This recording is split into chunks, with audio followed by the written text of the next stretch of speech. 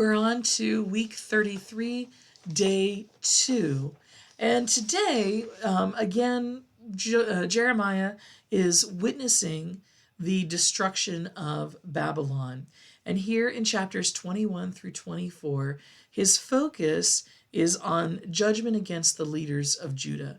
Now, this is not just the kings, of which over their history there have been more bad kings than good kings.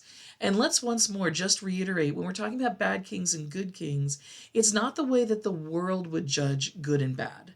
They may have done wonderful things in terms of their leadership and, internal infrastructure and whatever, but they were or were not men after God's own heart and followed or did not follow God's law. That's what makes them good or bad, great or evil. And so Jeremiah calls out all the evil leaders that have been leading Judah, not just the kings, but also the priests. For many, the priests, this is out of the tribe of Levi, and specifically the family line of Aaron, Moses' brother. They are the ones who are named to be priests. And because this has always been a family line lineage kind of thing, it means that they, just as well as anybody else, including the kings who are in the line of succession through Judah and David ultimately, can become complacent and just be like, well, I'm here, so that makes me wonderful, without actually being men of God's own heart.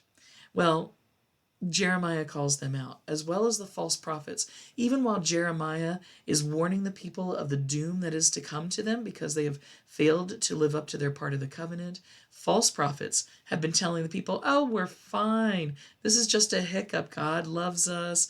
Yeah, God's going to save us from all of this. When in fact, God is the one who has let them be taken over by their enemies.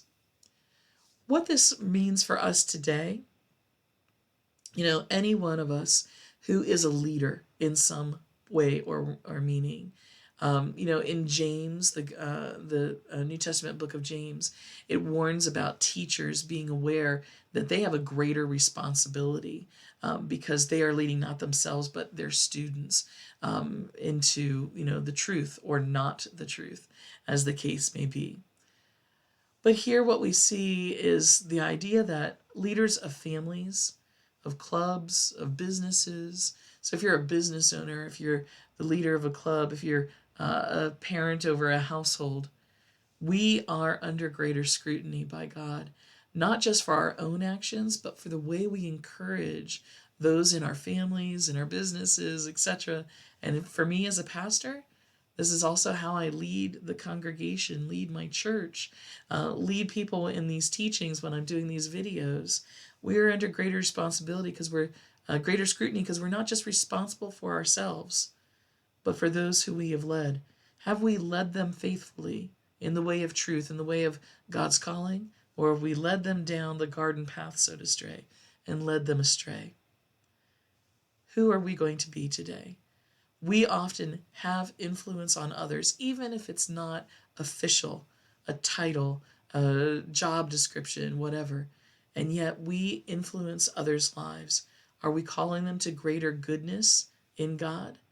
Or are we allowing them to believe that whatever actions they have are pleasing to God just because God is a God of love? God is a God of love, but God is also a God of holiness. And we need to remember that.